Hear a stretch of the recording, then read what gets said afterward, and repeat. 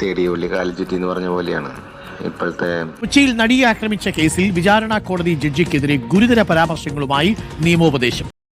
നമസ്കാരം, പുതിയൊരു വീഡിയോയിലേക്ക് എല്ലാവർക്കും ഹാർദമായ സ്വാഗതം. നടിയെ ആക്രമിച്ച കേസിൽ നിയമോപദേശം വന്നിരിക്കുന്നു അപ്പീലിന് പോകാൻ വേണ്ടിയിട്ട്. സത്യം പറഞ്ഞു കഴിഞ്ഞാൽ ഈ വാർത്ത ഇങ്ങനെയാണ്: ദിലീപിനെ വെറുതെ വിടാൻ എഴുതിയ വിധി. മനസ്സിലായോ? ദിലീപിനെ വെറുതെ വിടാൻ വേണ്ടി മാത്രം എഴുതിയ വിധി. വിചാരണ കോടതിക്കെതിരെ ഗുരുതര പരാമർശങ്ങളുമായി നിയമ ഉപദേശം. ഞാൻ അന്നേ പറഞ്ഞു, ഈ പറയുന്ന വിധിപ്പകർപ്പ് വായിര് എന്ന് പറഞ്ഞപ്പോഴേ ഞാൻ പറഞ്ഞു അത് വായിക്കേണ്ട ആവശ്യമില്ല. അതായത് പേട്ടനെ ഏത് രീതിയിൽ രക്ഷപ്പെടുത്തിയെടുക്കാം, പേട്ടനെ എങ്ങനെയൊക്കെ ഫേവർ ചെയ്യാം എന്നൊക്കെ കൂടിയിരുന്ന് ആലോചിച്ച് തീരുമാനിച്ചെടുത്ത നമ്മുടെ ഹണി എം വർഗീസ് ഉണ്ടാക്കിയ വിധിപ്പകർപ്പാണ്. ഇപ്പൊ നമുക്ക് മനസ്സിലാകുന്നത് ഈ പറയുന്ന പേട്ടന്റെ ഏറ്റവും വലിയ പാവാടകളിൽ നമ്പർ 1 ആണ് ഈ പറയുന്ന ഹണി എം വർഗീസ് എന്ന് സംശയിക്കേണ്ടതായിട്ടിരിക്കുന്നു. അതായത് ഈ പറയുന്ന കേസിന് മുമ്പേ ഒരു ഫോൺ കോള്, ഒരു ശബ്ദ സന്ദേശം പുറത്തു വന്നായിരുന്നു ഈ ഹണി എം വർഗീസുമായി ചുറ്റിപ്പറ്റിക്കൊണ്ട്. അത് സത്യമായി വരികയാണ്. അതായത് അത്രയ്ക്കുള്ള പരാമർശങ്ങളാണ് പറഞ്ഞിരിക്കുന്നത്. ഈ പറയുന്ന ജഡ്ജ് ഒരിക്കലും വിധി പറയാൻ യോഗ്യയല്ല എന്നാ പറഞ്ഞിരിക്കുന്നത്. മനസ്സിലായോ? ഈ ജഡ്ജ്, അതായത് ഹണി എം വർഗീസ്, ഈ പറയുന്ന പേട്ടന്റെ വിധി പറയാൻ ഒരിക്കലും യോഗ്യതയല്ല. നമുക്ക് പണ്ടേ അറിയാമായിരുന്നു ഇങ്ങനെയുള്ള വിധികൾ മാത്രമേ വരത്തുള്ളൂ എന്നുള്ളത്. മനസ്സിലായോ? അപ്പൊ എല്ലാവരും സബ്സ്ക്രൈബ് ചെയ്ത് കൂടെ നിൽക്കുക. നമുക്ക് ആദ്യം വാർത്തകളിലേക്ക് പോവാം. ഓക്കെ. കൊച്ചിയിൽ നടിയെ ആക്രമിച്ച കേസിൽ വിചാരണ കോടതി ജഡ്ജിക്കെതിരെ ഗുരുതര പരാമർശങ്ങളുമായി നിയമോപദേശം. വിധി പറയാൻ ജഡ്ജി അർഹയല്ല എന്ന് പ്രോസിക്യൂഷൻ. മെമ്മറി കാർഡ് ചോർന്ന കേസിൽ സംശയത്തിന് നിഴലിലാണ് വിചാരണ കോടതി ജഡ്ജി. അതിനാൽ ജഡ്ജിക്ക് വിധി പറയാൻ അവകാശമില്ലെന്നാണ് നിയമോപദേശം. ദിലീപിനെ വെറുതെ വിടാൻ എഴുതിയ വിധി എന്നാണ് വിമർശനം. സ്പെഷ്യൽ പ്രോസിക്യൂട്ടറുടെ വിശദമായ കുറിപ്പും നിയമോപദേശത്തിലുണ്ട്. മനസ്സിലായോ? വിധി പറയാൻ ഒരു യോഗ്യതയും ഇല്ല എന്നുള്ളതാണ്. അതായത് മെമ്മറി കാർഡ്, അവിടെ കോടതി സീൽ ചെയ്ത കവറിൽ വെച്ച മെമ്മറി കാർഡുടെ ഹാഷ് വാല്യൂ മാറിയിട്ടുണ്ട് എങ്കിൽ, അതിനെ ഒരു ലാഘവത്തോടു കൂടി കാണുന്നുണ്ട് എങ്കിൽ, അതിന്റെ ഹാഷ് വാല്യൂ മാറിയതേ ഉള്ളൂ, വേറെ ഒരു തേങ്ങയും പറ്റിയില്ല എന്നൊക്കെ പറയുന്നുണ്ട് എങ്കിൽ, അതുമല്ല ഈ പറയുന്ന അഭിഭാഷകൻ അല്ലെങ്കിൽ പ്രോസിക്യൂട്ടർ പറഞ്ഞ വാദങ്ങളൊന്നും കേൾക്കാതെയും അല്ലെങ്കിൽ പറയാത്ത കാര്യങ്ങൾ പലതും എഴുതി വെക്കുകയും ചെയ്തിട്ടുണ്ട് എങ്കിൽ, അല്ലെങ്കിൽ പറഞ്ഞ കാര്യങ്ങൾ വളച്ചൊടിച്ച് ഈ പറയുന്ന വിധിപ്പകർപ്പിൽ എഴുതിയിട്ടുണ്ട് എങ്കിൽ, ഈ പറയുന്ന ഹണി എം വർഗീസിന് എന്താണ്, ഈ വിധി പറയാനുള്ള 1% പോലും യോഗ്യത ഇല്ല എന്നുള്ള ഒരു നിയമോപദേശമാണ് കൊടുത്തിരിക്കുന്നത്. ഇനി ബാക്കി എന്തൊക്കെയാണ് ആ നിയമോപദേശത്തിൽ ഉള്ളത് എന്നറിയുന്നതിന് മുമ്പറിഞ്ഞ ഒരു ശബ്ദരേഖയുണ്ട്. നമുക്ക് അതൊന്ന് കേട്ടു നോക്കാം. ആ ശബ്ദരേഖ കേട്ടാലേ നമുക്ക് മനസ്സിലാവുള്ളൂ ഇതിന്റെ ഗുരുതരാവസ്ഥ എന്ത് എന്നുള്ളത്. ആ ശബ്ദരേഖ നമുക്കൊന്ന് കേൾക്കാം. ഓക്കെ. നമസ്കാരം. തേടിയ ഉള്ളി കാലിച്ചുറ്റി എന്ന് പറഞ്ഞ പോലെയാണ് ഇപ്പോഴത്തെ നമ്മുടെ ചേട്ടൻ്റെ ഈ കേസ് കൈമാറിയിട്ടുള്ള കോടതിയിലെ ജഡ്ജി ഉണ്ടല്ലോ, മൂപ്പരുടെ ഹസ്ബൻഡിൻ്റെതാണ് ഇപ്പോൾ ഏറ്റവും കൂടുതൽ വലിയ ആരോപണങ്ങൾ വന്നത്. ഒരു മറ്റേ ലോക്കപ്പ് മർദ്ദന മരണം എക്സൈസിൻ്റെ ജിജു എന്ന് പറഞ്ഞിട്ട് മൂപ്പരുടെ ഹസ്ബൻഡാണ് CA. അപ്പോൾ അതുമായി ബന്ധപ്പെട്ട് നമ്മുടെ സന്തോഷ് വക്കീലിനെ അവർ കോണ്ടാക്ട് ചെയ്തിരുന്നു. നമ്മുടെ ഭാഗത്ത് കൺഫ്യൂഷൻ ഉണ്ടാവരുത്, അവരുടെ ഭാവിനെ ബാധിക്കുന്ന ഒരു കാര്യമാണെന്നൊക്കെ പറഞ്ഞിട്ട്. അപ്പോൾ അത് നമുക്ക് വളരെ പോസിറ്റീവായിട്ടുണ്ട്, വേറെ ടെൻഷൻ ഉണ്ടാവില്ല. നല്ല ആത്മബന്ധം ഒന്നും കൂടി കീപ്പ് ചെയ്യാൻ സാധിച്ചിട്ടുണ്ട് എന്നർത്ഥം. മനസ്സിലായ? ആത്മബന്ധം ഒന്നും കൂടി കീപ്പ് ചെയ്യാൻ സാധിച്ചിട്ട് എന്നർത്ഥം. നമുക്കിനി ടെൻഷന്റെ ആവശ്യമില്ല. തേടിയ വള്ളി കാലു ചുറ്റി. അത് ആരാണ് ഈ തേടിയ വള്ളി? മറ്റാരുമല്ല, ഹണി എം വർഗീസ്. അതിനെക്കുറിച്ചാണ് ഈ ഒരു ശബ്ദരേഖ. ചേട്ടാ, തേടിയ വള്ളി കാഴി ചുറ്റി. നമുക്ക് പേടിക്കാനൊന്നുമില്ല. നമുക്ക് കുറച്ചും കൂടി ആത്മബന്ധം പുലർത്താൻ വേണ്ടി അല്ലെങ്കിൽ ഊട്ടി ഉറപ്പിക്കാൻ വേണ്ടിയിട്ട് നമുക്ക് സാധിച്ചു. ഈ പറയുന്ന ഹണി എം വർഗീസിന്റെ ഹസ്ബൻഡ് എന്തോ ഒരു കേസുമായിട്ട് ഉള്ളതാണ്. അത് നമുക്കൊന്ന് പരിഹരിച്ചു കൊടുത്തു. അവിടെ നമുക്കൊന്ന് പിന്നെ ഇടപെട്ട് കഴിഞ്ഞാൽ, അവിടെ നമ്മളുടെ പവർ ഒന്ന് എന്ത് ചെയ്യാം, അവിടെ കാണിച്ചു കഴിഞ്ഞാൽ ഈ ഹണി എം വർഗീസ് നമ്മളെ കൂടെ വരും എന്നുള്ള ഈ ഒരു ശബ്ദരേഖയാണ്. ഇത് സത്യമായിരുന്നു, ഈ ശബ്ദരേഖ സത്യമായിരുന്നു എന്ന് വരുത്തി തീർക്കുന്നതാണ് ഇപ്പോഴത്തെ നിയമോപദേശം.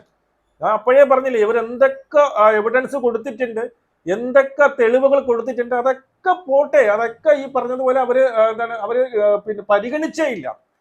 വളരെ ഗുരുതരമായ ആരോപണമാണ്. മനസ്സിലായി, വളരെ ഗുരുതരമായ തെളിവുകൾ കൊടുത്തു. എന്നിട്ട് അതൊന്നും പരിഗണിച്ചില്ല എന്ന് മാത്രമല്ല, ഈ പറയുന്ന അതിജീവിതയുടെ വക്കീലിനെയും കളിയാക്കുകയും മറ്റുള്ള വക്കീലുകളെ, അതായത് ദിലീപിന്റെ വക്കീലുകളെ എല്ലാവരും പ്രോത്സാഹിപ്പിച്ച് അവരെയൊക്കെ എടുത്ത് തലയിൽ വെച്ചുകൊണ്ട് നടക്കുന്ന വെരി ഗുഡ് പൊന്നുമോന്റെ വക്കീലല്ലേ എന്നുള്ള രീതിയിലായിരുന്നു ഈ പറയുന്ന അവിടുത്തെ ജഡ്ജ്, അത് ഹണി എം വർഗീസ്. അതുകൊണ്ട് തന്നെ 1% പോലും ഈ വിധി പറയാനുള്ള അർഹത ഈ ജഡ്ജിക്കില്ല എന്നാണ് നിയമോപദേശം. ഇനി എന്തൊക്കെയാണ് ആ നിയമോപദേശത്തിലെ പ്രധാന പോയിന്റുകൾ എന്നും കൂടി നമുക്ക് നോക്കാം. ഓക്കെ, ഈ ജഡ്ജിക്ക് വിധി പറയാൻ അവകാശമില്ല എന്നാണ്. ഈ ജഡ്ജി വിധി പറയാൻ അർഹതപ്പെട്ട ഒരാളല്ല.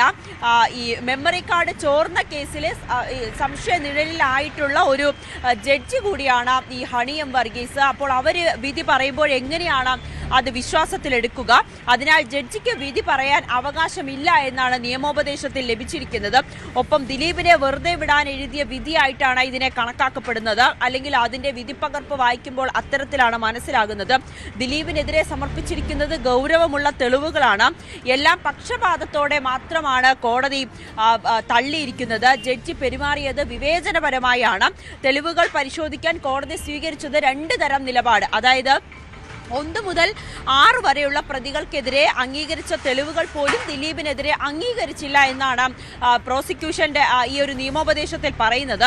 തെളിവ് നശിപ്പിക്കാൻ കൂട്ടുനിന്നെന്ന് തെളിഞ്ഞ ദിലീപിന്റെ അഭിഭാഷകരെ തുടരാനും അനുവദിച്ചു. അവരുടെ പ്രവൃത്തിയെ അനുമോദിക്കുന്ന തരത്തിലായിരുന്നു ജഡ്ജിയുടെ നിലപാടും ചില പരാമർശങ്ങളും എന്നുകൂടി ഈ സർക്കാരിന് ലഭിച്ച നിയമോപദേശത്തിൽ പറയുന്നുണ്ട്. എന്തായാലും അടുത്ത ആഴ്ചയ്ക്കുള്ളിൽ തന്നെ സർക്കാർ അപ്പീൽ നൽകാനാണ് തീരുമാനിച്ചിരിക്കുന്നത്.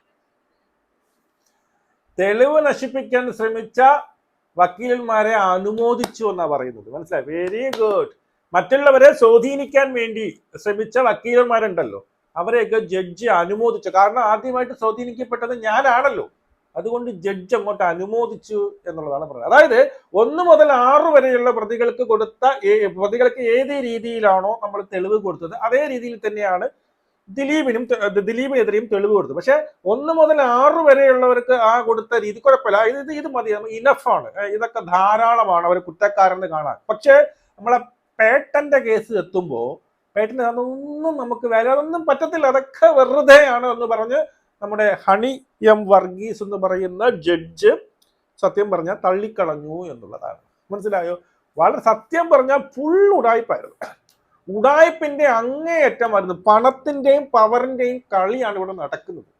മനസ്സിലായി, പണവും പവറും എല്ലാം A to Z തുടക്കം മുതൽ ആരെയൊക്കെ ക്യാഷ് കൊടുത്ത് വാങ്ങാൻ പറ്റും, ആരെയൊക്കെ വിരട്ടി നിർത്താൻ പറ്റും, ആരെയൊക്കെ പവർ കാണിച്ച് നിർത്താൻ പറ്റും, അതൊക്കെ നടന്നത് കോടതിയെ വരെ വിലക്ക് വാങ്ങാനുള്ള കഴിവ് ഈ പറയുന്ന പേട്ടൻ ഉണ്ട് എന്നുള്ള ഞെട്ടിക്കുന്ന തെളിവുകളാണ്. ഇങ്ങനെ ഒരു സംഭവം നടന്നിട്ടുണ്ട് എങ്കിൽ ഈ രീതിയിൽ ഹണി എം വർഗീസ് ഈ രീതിയിൽ പേട്ടനുമായി ബന്ധപ്പെട്ട് ഇവർ തമ്മിൽ ഒരു ഡീൽ ഉറപ്പിച്ചിട്ടുണ്ട് എങ്കിൽ അവർക്കെതിരെ അന്വേഷണം നടത്തണം, അവരെ നിയമത്തിന്റെ മുന്നിൽ കൊണ്ടുവരണം. മനസ്സിലായി, ഒരു ജഡ്ജ് എന്ന് പറയുമ്പോൾ നമ്മുടെ ഏറ്റവും അവസാനത്തെ പ്രതീക്ഷയാണ് അല്ലേ. കോടതിയിൽ പോയി കഴിഞ്ഞു കഴിഞ്ഞാൽ നമുക്കൊരു നീതി കിട്ടും. അവര് തന്നെ ഇതുപോലെ പണത്തിന്റെയും ഇതിന്റെയൊക്കെ പേരിലാണ് ഇവർ പറയുന്നുണ്ട്. ഇതിനകത്ത് നിയമോപദേശം എന്താണ്? എല്ലാം ഈ പറയുന്ന ബയസ്ഡ് ആയിട്ടാണ് ദിലീപിനെതിരെ എന്തൊക്കെ കൊടുത്താലും എന്ത് ചെയ്തു, അതിനൊക്കെ തള്ളുന്ന ഒരു പ്രതീതി. ഇതിന് വേറൊരു ഗുരുതരമായ ആരോപണം മറ്റൊന്നുമല്ല, പ്രോസിക്യൂഷൻ എന്തൊക്കെ പറഞ്ഞിട്ടുണ്ട് അതിനെയൊക്കെ വളച്ചൊടിച്ച് വിധിപ്പകർപ്പിൽ എഴുതിയെന്നും താങ്കൾ ഈ പറയുന്ന വാദിക്കാത്ത കേസ്, പ്രോസിക്യൂഷൻ പലതും വാദിച്ചിട്ടില്ല, അതിൻ്റെ ഒന്നും ആവശ്യമില്ല, അതൊക്കെ ഇവിടെ കൊടുത്തിട്ട് കാര്യമില്ല, അല്ലെങ്കിൽ റെലവന്റ് അല്ല എന്ന് പറഞ്ഞ് ഈ പ്രോസിക്യൂഷൻ തള്ളിക്കളഞ്ഞ ആ സാധനം പ്രോസിക്യൂഷൻ വാദിച്ചു എന്ന പേരിൽ വരെ ഈ പറയുന്ന വിധിപ്പകർപ്പിൽ എഴുതി വെച്ചു. അപ്പൊ വിധിപ്പകർപ്പ് വായിക്കൊണ്ട അവർ അന്ന തെളിവ് കൊണ്ടുവന്നുകൊണ്ട് ഇതൊക്കെ എന്ത് തെളിവാണ്, ഇത് ഇങ്ങനെയുള്ള പൊട്ടത്തെളിവുകൾ കൊണ്ടുവന്ന് എങ്ങനെ കോടതി അംഗീകരിക്കും എന്ന് കേൾക്കുന്നവർക്ക് തോന്നുമല്ലോ. ഇപ്പം ഈ പറയുന്ന ശ്രീജിത്ത് പണിക്കരും ഈ പറയുന്ന അഖിൽ മാരാറും നമ്മുടെ രാഹുൽ ഈശ്വർ ഇവരൊക്കെ ഘോരഘോരം വിധിപ്പകർപ്പ് കണ്ടോ, ഇങ്ങനെയുള്ള തെളിവുകളാണ് ഇങ്ങനെയുള്ള വാദങ്ങളാണ് പ്രോസിക്യൂഷൻ വാദിച്ചത്, പിന്നെ ഇതെങ്ങനെ അവനെ വെറുതെ വിടാതിരിക്കും എന്ന് പറയുന്നത് നിങ്ങൾ കേട്ടിട്ടില്ലേ? അതിനർത്ഥം ഇവര് അങ്ങനെ ഒരു വാദമേ പറഞ്ഞിട്ടില്ല, ഈ പ്രോസിക്യൂഷൻ അങ്ങനെ ഒരു വാദമേ ഈ പറയുന്ന കോടതിയുടെ മുന്നിൽ ഉന്നയിച്ചിട്ടില്ല. അത് ഈ പ്രോസിക്യൂഷൻ ഉന്നയിച്ച വാദമാണെന്ന് പറഞ്ഞുകൊണ്ട് ഈ പറയുന്ന വിധിപ്പകർപ്പിൽ എഴുതി ചേർത്തു എന്നാണ് പറയുന്നത്. അപ്പൊ വായിക്കുന്നവർക്ക് ഈ സാധാരണ ജനങ്ങളെ കുറ്റം പറയാൻ പറ്റും. അപ്പൊ ഇതൊക്കെ ഇങ്ങനെയൊക്കെ കൊണ്ട് ഉടായ്പ. അപ്പൊ നമ്മൾ എന്ത് വിചാരിക്കും, ഈ ദിലീപിനെ കൊടുക്കാൻ വേണ്ടിയിട്ട് ഉടായ്പ തെളിവുകൾ അവർ ഉണ്ടാക്കി എന്ന് സാധാ ജനങ്ങൾ മനസ്സിലാക്കണം. ഇതൊക്കെ ഉടായ്പാണ്, ഇതൊക്കെ എന്താണ് ദിലീപിനെ കൊടുക്കാൻ വേണ്ടിയിട്ട് ചെയ്തതാണ് എന്ന് വിധിപ്പകർപ്പ് വായിക്കുമ്പോൾ തോന്നും. ഇത് തന്നെയാണ് ഇവിടെ സംഭവിച്ചിരിക്കുന്നത്. മൊത്തം ഉടായ്പാണ് നടന്നത്, മൊത്തം ഉടായ്പാണ്. എല്ലാ തെളിവുകളെയും വളച്ചൊടിക്കുകയും ആരെയൊക്കെ സ്വാധീനിക്കാൻ പറ്റുമോ അവരെയൊക്കെ സ്വാധീനിക്കുകയും പണത്തിന്റെയും പവറിന്റെയും ഹുങ്ക് കാണിച്ചുകൊണ്ട് ഇപ്പം വിലസി നടക്കുകയൊക്കെ ചെയ്തിരിക്കുന്നത്. ഈ പറയുന്ന അപ്പീല് പോയി സ്വീകരിക്കുകയും മിക്കവാറും ദിലീപ് കുടുങ്ങാനുള്ള എല്ലാ ചാൻസുകളും ഞാൻ കാണുന്നുണ്ട്. മനസ്സിലായോ? ഈ പറയുന്ന നടിയുടെ കൂടെ നിന്ന് ഇരയ്ക്കൊപ്പമാണെന്ന് നിരന്തരം പറഞ്ഞുകൊണ്ടിരിക്കുന്ന കുറെ എണ്ണം അവസാനം വന്നപ്പോ തുണിപൊക്കി കാണിച്ചൊരവസ്ഥയാണല്ലോ. എനിക്കൊന്നും പറയാം, അങ്ങനെ ദിലീപും ഈ പറയുന്ന നടിയുമായിട്ട് ഒരു തരത്തിലുള്ള പ്രശ്നങ്ങളും ഇല്ല എന്ന് പറഞ്ഞു. കൂടെ സഹചാരിയായി കൂടെ നിന്ന് ആത്മാർത്ഥ സുഹൃത്താണ്, തേങ്ങയാണ് മാങ്ങയാണെന്നും പറഞ്ഞ് കെട്ടിപ്പിടിച്ച് ഉമ്മ വെച്ചുകൊണ്ടിരുന്നവർ നേരം വെളുക്കുമ്പോ കാല് മാറി മുണ്ടുപൊക്കി കാണിക്കുന്ന ഒരു അവസ്ഥ കാണിച്ചു. എന്തോ ആയിക്കോട്ടെ, അത് നിങ്ങൾ പേടിച്ചിട്ടാണോ, നിങ്ങളുടെ വേറെ ആരെങ്കിലും നിങ്ങളെ സ്വാധീനിച്ചു കൊണ്ടോ എന്തോ ആയിക്കട്ടെ, മാറിയല്ലോ. നാളെ ഒരു കാലത്ത് ഇതൊക്കെ ദൈവം കണ്ടുകൊണ്ടിരിക്കുകയില്ലേ. ഇതൊക്കെ ഇന്നല്ലെങ്കിൽ നാളെ ഇതിനൊക്കെ മറുപടി കിട്ടുമെന്നുള്ളതാണ്. ആരൊക്കെ എന്തൊക്കെ എത്രയൊക്കെ പിന്നെ വളച്ചൊടിച്ചാലും സത്യം ഒരു ദിവസം പുറത്തു വരുമെന്ന് മാത്രമേ എനിക്ക് പറയാനുള്ളൂ. നിങ്ങളുടെ അഭിപ്രായം നമുക്ക് വിളിക്കണം. ശരി.